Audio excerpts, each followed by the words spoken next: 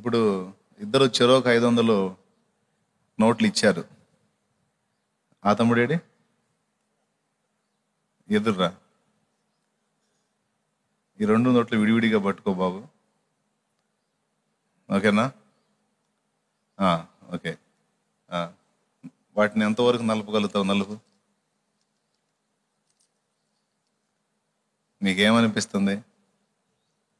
నమ్మకంగా నోటు అడిగి తీసుకొని ఈ పనులు ఏంది అనిపించట్లేదా? అనిపిస్తుందా? బాగా నువ్వు ఎంతవరకు నలపగలవు? 2 విడివిడిగా నలుపు. నిలిపావా? ఇది నమ్మకంగా నోట్లు ఇస్తే పట్టుకొని చిత్రవాదగా దాన్ని నలిపి పడేసి మీకేమన్నా అనిపిస్తుందా?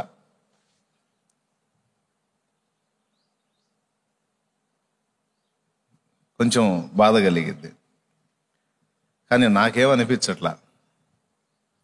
ఎందుకు?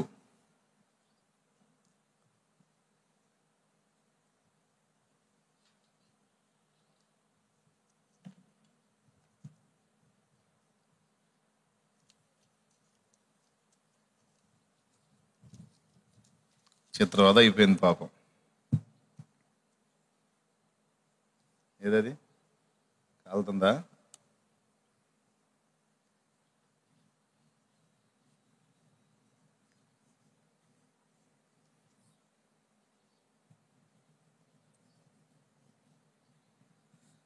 ఓకే తమ్ముడు, పట్టుకో. ఏంది అన్నయ్య ఇస్త్రీ చేస్తున్నాడు అనుకోవాకండి, కారణం ఉంది, చెప్తాలే. చిత్రవాదగా నలిపినప్పుడు భయం వేసింది మీకు, అవునా? ఓకే, ఇచ్చే.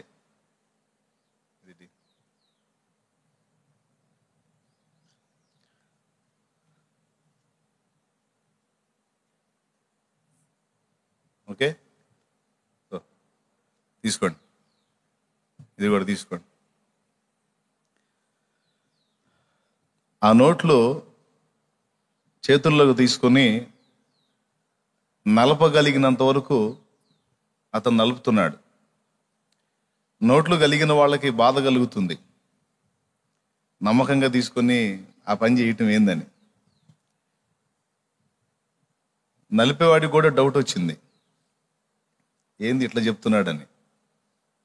కానీ నోట్లు అడిగి తీసుకున్న నేను, నలపమని చెప్పిన నేను, దాన్ని తిరిగి ఎలా బాగు చేయాలో నాకు తెలుసు. దేవునికి స్తోత్రం కలుగునుగాక. ఈరోజు ఇక్కడ కూర్చున్న మనందరి జీవితాలు శ్రమల చేత, సైతాను చేత, మనుషుల చేత నానా రకాలుగా ఇబ్బంది పెట్టబడి, మోసపుచ్చబడి, నలిగిపోయిన పరిస్థితుల్లోకి వెళ్ళిపోయాం. మనం అనుకుంటాం నలిపి మొత్తం కాళ్ళ కింద వేసి తొక్కితే ఇంకా అది ఎప్పటికీ బాగుపడదు అని. కానీ ఒక మనిషిగా నాకు తెలుసు దాన్ని ఎలా బాగు చేయాలో. ఏది? అంతవరకు నలిపిన వాటి వరకు. శత్రువు చేతిలో నిలువెల్లా నలిగిపోయిన మన బ్రతుకుల్ని ఎలా బాగు చేసుకోవాలో మనకు తెలియదు, కానీ ఏం చేసి బాగు చేయాలో మనం నమ్మిన వానికి తెలుసు. ఏ స్థాయికి నువ్వు నలిగిపోయినా, ఏ రేంజ్కి నువ్వు నలపబడినా, నీ మనసుకు నీకు అనుకోవచ్చు, ఇక పనికిరాను, నేను పనికిరానంతగా నలగగొట్టబడ్డాను, పనికిరానంతగా నలిపివేయబడ్డాను, పనికిరానంతగా అయిపోయింది నా బ్రతుకు అనే ఫీలింగ్ నీకు ఉండొచ్చు నీ బ్రతుకు విషయంలో. కానీ దేవుడు అంటున్నాడు, ఓకే నీకు చేత కాదు, కానీ నేను బాగు చేస్తా దాన్ని అని దేవుడు మాట్లాడుతున్నాడు. అయితే ఇక్కడ ఒకటి చేయాలి. నేను అడిగినప్పుడు నాకు ఇచ్చారు, నలుగుగొట్టబట్టానికి ఇచ్చాను. వాళ్ళు నాకు ఇచ్చేటప్పుడన్నా నోట్లు కొంచెం మెత్తగా ఉన్నాయి, వాటిని నలిపి మళ్ళా లైన్ చేసి ఇస్త్రీ కొట్టిన తర్వాత పెళ్ళపెళ్ళలాడుతున్నాయి. ఏం తమ్ముడు? అలాగా మన బ్రతుకులను ఆయనను నమ్మి ఆయన చేతుల్లో పెట్టగలిగినట్లయితే, ఏ స్థాయికి నువ్వు నలిగిపోయినా, అసలు పూర్తిగా పనికి రాకుండా అయిపోయానన్న ఫీలింగ్ నీకున్నా, దేవుడు అంటాడు, లేదు, నేను నిన్ను చక్క చేస్తాను, నేను నిన్ను బాగు చేస్తాను, నేను నిన్ను బాగు చేసేదను. అది నమ్మాలి. కొన్ని విషయాలు మాటలతో చెబితే అర్థమవుతాయి, కొన్ని చూపిస్తే అర్థమవుతాయి. సింపుల్గా ఒక మెసేజ్ మీకు అందిందని నేను అనుకుంటున్నాను.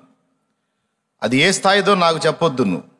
నువ్వు అప్పులా, ఇబ్బందా, రోగమా, నీ శరీర వ్యాధా, లేకపోతే ఇంకొకట, నీ కుటుంబం పతనమైందా, నీ జీవితం చిన్నాభిన్నమైందా, వ్యక్తుల్ని కోల్పోయావా, శూన్యంలాగా అయిపోయిందా, చిత్రవదగా అయిపోయిందా, అయితే అదంతా నీ ఫీలింగ్. దేవుడు అంటాడు, ఏం లేదు, నాకు అసాధ్యమైంది ఏమీ లేదు. నా పేరు ఎల్ షడ్డాయ్, అనగా సర్వశక్తి గల దేవుడను. నీవు నన్ను నమ్మి నా యందు విశ్వాసం ఉంచి నా చేతుల్లో నీ జీవితాన్ని ఉంచగలిగినట్లయితే, అది మాత్రం నువ్వు చేసే పనే. నా చేతుల్లోకి నీ జీవితాన్ని తీసుకొచ్చి నువ్వు అప్పచెప్పినట్లయితే, నేను బలవంతంగా తీసుకోవడానికి లేదు. నీ అంతటా నీవుగా నాకు అప్పగించగలిగితే నేను దాన్ని ఇలా చేస్తాను అని ఒక చిన్న సాక్ష్యం చూపించాను, అంతే. నేను దేవుని యొద్దకు వచ్చువారు ఆయన ఉన్నాడనియు, తన్ను వెదకువానికి ఫలము దయచేయువాడనియు మొదట నమ్మవలెను గదా అన్నాడు. దేవుని పాదాల చెంతకు వచ్చిన మనం దేవుని మీద ఏ విధమైన విశ్వాసం ఉంచాలి అనే దానికి ఒక నిరూపణ, ఒక సంగతిని గురించి, ఒక దాని గురించి కాదు, సమస్త విషయములలో ఆయన నమ్మదగిన వాడు, సమస్తమును చక్కబెట్టగల సమర్థుడు. చక్కబెట్టకపోయినను పర్వాలేదు, కానీ నేను మాత్రం ఆయన నమ్ముతా, ఆయన మీదే ఆనుకుంటా, ఆయన చేసే కార్యాల మీదనే నేను విశ్వాసం ఉంచుతా. బాగు చేయని, పాడు చేయని, ఏమన్నా చేయని ఆయనే చూసుకుంటాడు. గాయపరచని, స్వస్థపరచని. నా జీవితాన్ని నా ప్రభు చేతుల్లో పెట్టేసుకున్నాను, ఇక నాకు ప్రశాంతత ఉంది అనే నిశ్చయత మన అంతరంగంలో దేవుడు ఆశిస్తున్నాడు. ఇప్పుడు రకరకాలుగా నలగగొట్టబడిన వాళ్ళు ఎంతమంది ఉన్నారో చేతులు ఎత్తండి. ఎన్నో విధాలుగా నలగగొట్టబడ్డానన్న, కృంగిపోయాను, చాలాసార్లు ఈ బ్రతుకు వేస్ట్, చచ్చిపోతే పోయింది కదా అన్న పరిస్థితులు కూడా నేను అనుభవించాను అన్నవాళ్ళు చేతులు ఎత్తవచ్చు. దేన్ని బట్టి నువ్వు అలాంటి భావనలోకి వెళ్ళిపోయావు? నువ్వు ఎదుర్కొన్న పరిస్థితులను బట్టి, నువ్వు నలిగిపోయిన అనుభవాలను బట్టి. నీ మట్టుకు నీకేమనిపించిందంటే, ఇంకా నేను బాగుపడటం అనేది నాకేం కనబడట్లేదు, అసంభవం లాగుంది. ప్రియులారా, మీకే కాదు ఈ ఫీలింగ్, నాకు కూడా వచ్చింది ఒక రోజు. మీరు ఎంతసేపు ఏడ్చారో నాకు తెలియదు, కానీ ఒంటరిగా వెళ్ళి పెద్ద శబ్దంతో ఎలుగెత్తి ఎన్నోసార్లు ఏడ్చా. ఏమనో తెలుసా? దేవా, నిన్ను ఎరగక ముందు వేరే సంగతి, నిన్ను ఎరిగిన తరువాత కూడా నేను ఎంతో నలిగిపోతా ఉన్నాను. నా ప్రాణము తీయరాదా? నన్ను చంపరాదా? దేవా, నేను బ్రతకటం అవసరం అంటావా? నా ప్రాణం తీ ప్రభువా అని ఏడ్చాను. ఇది అబద్ధం కాదు, నిజం. బలిపీఠం మీద ఉండి నేను అబద్ధాలు చెప్పకూడదు అంటే, బయట చెప్పొచ్చు అంటే ఎక్కడా చెప్పకూడదు. నిజం చెప్తున్నాను. నేను ఎదుర్కొన్న పరిస్థితులకి, నా హృదయంలో ఉన్న బాధలకి నాకు నేను అట్లా ఏడ్చాను. ఏమని? నా ప్రాణం తీసుకోమని. నా అంతటా నేను చస్తే నరకాగ్నికి వెళ్ళాలి, తీర్పులోకి రావాలి. కాబట్టి నువ్వే నా ప్రాణం తీసుకో, నాకు ఈ బ్రతుకు ఇష్టం లేదు ప్రభువా అని ఏడ్చాను. మీరు అంటారేమో, నీకేం మాయరావురా, బాగానే ఉన్నావు. కానీ నేను దేవుని సేవలోకి రాక మునుపు దేవుని ప్రణాళికలు నాకు తెలియవు. దేవుడు ఎవరిని ఎలా చెక్కుతాడో, ఎవరిని ఎలా సిద్ధపరుస్తాడో, ఎవరి కొరకు ఏ భవిష్యత్తు నిర్ణయించాడో మనకు తెలియదు. మనం కాళ్ళ ముందు చూపు చూసుకుంటాం, శూన్యంలా కనపడితే గందరగోళం అయిపోతాం. అప్పుడే ఇలాంటి మాటలు మాట్లాడతాం. కానీ దేవుడు మౌనం, ఏం మాట్లాడలే ఆయన. దేవునికి నేను నా ప్రార్థన, అయ్యో నా ప్రాణం తీసుకో, నా ప్రాణం తీసుకో. బదరి వృక్షం కింద కూర్చొని ఏలియా అడిగినట్టు, ప్రభువా ఇక ఇంతే చాలును, నా ప్రాణము తీయమని ఏలియా అడిగినట్టు ఏకాంతంలో నేను దేవుడిని అడుగుకున్నాను. కానీ దేవుడు నా ప్రాణం తీయలేదు, కానీ అనేక ప్రాణములు, అనేక ఆత్మలు రక్షించుటకు ఆయన నన్ను నియమించాడు. అనేక ప్రాణములు కాపాడుటకు, అనేక ఆత్మలు కాపాడుటకు దేవుడు నన్ను నియమించాడు. ఇలాంటి నియామకంలోనికి నన్ను తీసుకొని రావడానికి నన్ను అలా సిద్ధపరుస్తున్నాడు అన్న సంగతి నాకు తెలియదు. నా ఫీలింగ్ ఏంటంటే నలిగిపోతున్నాను, ఇక తట్టుకోలేను. కానీ దేవుడు జోక్యం చేసుకున్నాడు. అయితే ఒక నిరీక్షణ ఉంది. మొత్తానికి ఇంతగా నలుపుతున్నాడు, చంపమన్నా చావగొట్టట్లేదు, బతకనిస్తున్నాడు. ఎందుకు ఇలాగా పట్టినట్టు ఉంటాడు? అయితే మళ్ళీ ఒక పక్క ఒక నిరీక్షణ, ఏదో చేయబోతున్నాడు. హల్లెలూయా, హల్లెలూయా. ఏదో చేయబోతున్నాడు అని ఏడ్చి మళ్ళా గుండె దిటో చేసుకొని మళ్ళా వచ్చి నా విధుల్లోకి నేను ప్రవేశించేవాడిని. చూస్తానే ఆ అనుభవాలన్నీ మార్చేసి, ఆ చేదులన్నీ నాకు అనుభవాలుగా నేర్పి క్రమక్రమంగా పరిస్థితుల్ని మార్పు చేసి ఈరోజు నేను అనుకునేటట్టు చేశాడు. నా జన్మ ధన్యమని, నా జన్మ ధన్యమైపోయింది నాయన. ఏదో పాటలో కూడా పాడుకున్నట్టున్నాను. యేసయ్య నీ ప్రేమ మాధుర్యము రుచి జూచి నా జన్మయే ధన్యము. యేసయ్య నీ ప్రేమ మాధుర్యము రుచి జూచి నా జన్మయే ధన్యము. ఆత్మీయుడా నీ అనురాగము, మహనీయుడా నీ మమకారము. ఆత్మీయుడా నీ అనురాగము, మహనీయుడా నీ మమకారము. కొలువగలేనిది, కొలతకురానిది. యేసయ్య నీ ప్రేమ మాధుర్యము రుచి జూచి నా జన్మయే ధన్యము. యేసయ్య నీ ప్రేమ మాధుర్యము రుచి జూచి నా జన్మయే ధన్యము.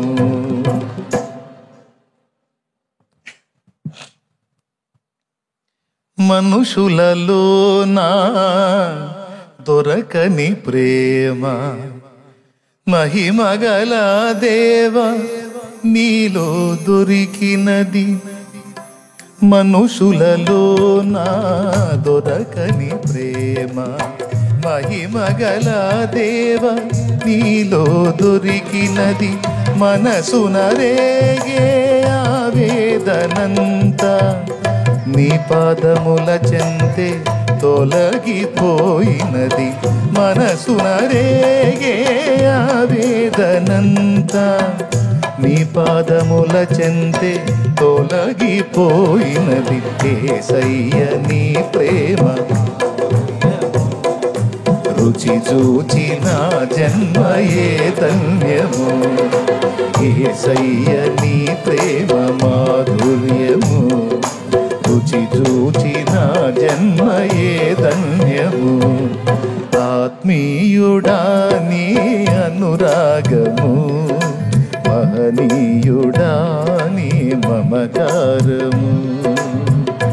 దేవునికి మహిమ.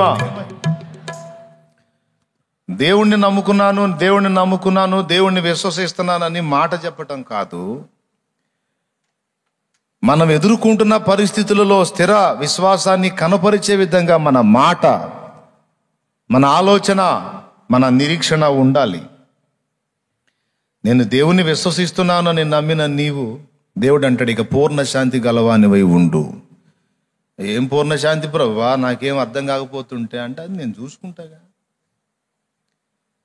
నువ్వు నమ్మాలి.